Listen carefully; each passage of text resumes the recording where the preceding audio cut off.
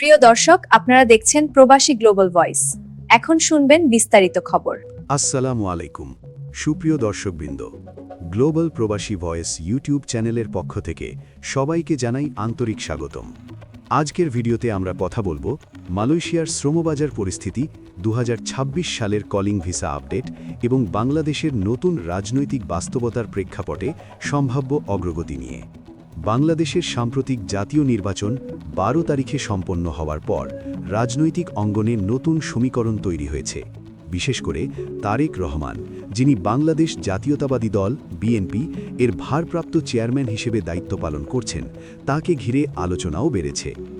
এখন সবার বড় প্রশ্ন, নতুন রাজনৈতিক পরিবেশে কি প্রবাসী কর্মসংস্থানে দ্রুত ইতিবাচক পরিবর্তন আসবে? বিশেষ করে মালয়েশিয়া শ্রমবাজার কি 2026 সালের মধ্যেই দৃশ্যমানভাবে চালু হতে পারে? বর্তমানে মালয়েশিয়া সরকার শ্রমবাজার নীতিমালা পুনর্গঠন এবং ডিজিটাল নিয়ন্ত্রণ ব্যবস্থার ওপর জোর দিচ্ছে। অতীতে অতিরিক্ত খরচ, সিন্ডিকেট এবং অনিয়মের অভিযোগ থাকায় এবার নিয়োগ প্রক্রিয়াকে আরও স্বচ্ছ ও নিয়ন্ত্রিত করার পরিকল্পনা নেওয়া হয়েছে। বাংলাদেশের জন্য কলিং ভিসা সম্পূর্ণ বন্ধ নয়, তবে প্রশাসনিক এবং দূতাবাসিক পর্যায়ে এখনও আলোচনা চলছে বলে সংশ্লিষ্ট সূত্রে জানা যাচ্ছে। বিশেষজ্ঞদের মতে, যদি 2026 সালের প্রথম প্রান্তিকেই প্রশাসনিক সমন্বয় সম্পন্ন হয়, তাহলে 31 মার্চ 2026-এর মধ্যে অন্তত মেডিকেল কার্যক্রম শুরু হওয়ার মতো পরিস্থিতি তৈরি হতে পারে। তবে এটি নির্ভর করছে কয়েকটি গুরুত্বপূর্ণ ধাপের উপর। 1. সেক্টর ভিত্তিক কোটা অনুমোদন। 2. অনুমোদিত রিক্রুটিং এজেন্সির তালিকা প্রকাশ। 3. কলিং ভিসা অনুমোদন প্রক্রিয়া সম্পন্ন। 4. ডিজিটাল রেজিস্ট্রেশন ও ট্র্যাকিং সিস্টেম চালু। এই 4টি ধাপ সম্পন্ন না হলে মেডিকেল শুরু হওয়া বাস্তবসম্মত নয়। মেডিকেল কবে শুরু হতে পারে? সাধারণত কলিং ভিসা অনুমোদনের পর ধাপে ধাপে মেডিকেল কার্যক্রম শুরু হয়। যদি ফেব্রুয়ারি বা মার্চের মধ্যে আনুষ্ঠানিক অনুমোদন আসে, তাহলে মার্চের শেষ সপ্তাহ বা তার পরবর্তী সময়ে মেডিকেল শুরু হওয়ার সম্ভাবনা তৈরি হতে পারে। গুরুত্বপূর্ণ বিষয়, এখনও পর্যন্ত কোনো নির্দিষ্ট সরকারি তারিখ ঘোষণা করা হয়নি। সোশ্যাল মিডিয়ায় ছড়ানো অনেক তথ্য অফিসিয়ালি নিশ্চিত নয়। এই বিষয়টি অবশ্যই মনে রাখতে হবে। নতুন সরকারের ভূমিকা কতটা গুরুত্বপূর্ণ? নতুন রাজনৈতিক নেতৃত্ব যদি প্রবাসী আয় বৃদ্ধি ও শ্রমবাজার সম্প্রসারণকে অগ্রাধিকার দেয়, তাহলে মালয়েশিয়ার সাথে শ্রমচুক্তি দ্রুত কার্যকর হওয়ার সম্ভাবনা বাড়বে। প্রবাসী কর্মসংস্থান বাংলাদেশের অর্থনীতির একটি গুরুত্বপূর্ণ স্তম্ভ। তাই কূটনৈতিক যোগাযোগ জোরদার হলে 2026 সালের মধ্যভাগে বাস্তব কর্মী প্রেরণ শুরু হওয়ার পথ সুগম হতে পারে। প্রবাসী প্রত্যাশীদের জন্য সতর্কবার্তা।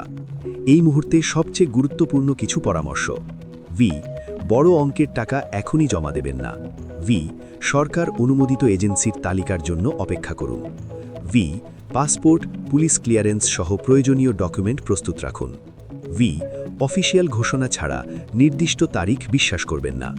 কেউ যদি শতভাগ গ্যারান্টি বা নির্দিষ্ট ফ্লাইট ডেট বলে, সেটা বিশ্বাস না করাই ভালো।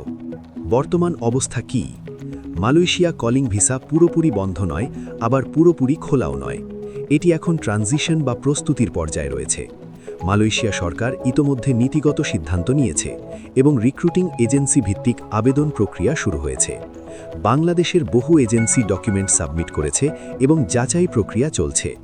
অনুমোদিত এজেন্সির নাম পর্যায়ক্রমে প্রকাশ করা হবে। সারসংক্ষেপ, বাংলাদেশের নতুন রাজনৈতিক অধ্যায় শুরু হওয়ার পর মালয়েশিয়া কলিং ভিসা নিয়ে আশাবাদ তৈরি হয়েছে। তবে বাস্তবতা হল, প্রক্রিয়া এখনও নীতিমালা ও প্রশাসনিক সমন্বয়ের পর্যায়ে। যদি সবকিছু দ্রুত সম্পন্ন হয়, তাহলে 2026 সালের 31 মার্চের মধ্যে অন্তত মেডিকেল শুরু হওয়ার মতো পরিস্থিতি তৈরি হতে পারে।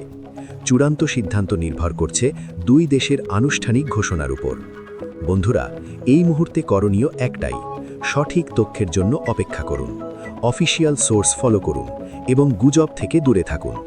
আমরা প্রতিদিন আপডেট নজরে রাখছি। যে কোনো অফিসিয়াল ঘোষণা এলেই সবার আগে আপনাদের জানানো হবে ইনশাআল্লাহ। আজকের মতো এখানেই শেষ করছি। ভিডিওটি ভালো লাগলে শেয়ার করবেন এবং কমেন্টে আপনার মতামত জানাবেন। সকলেই ভালো থাকবেন, সুস্থ থাকবেন। আল্লাহ হাফেজ।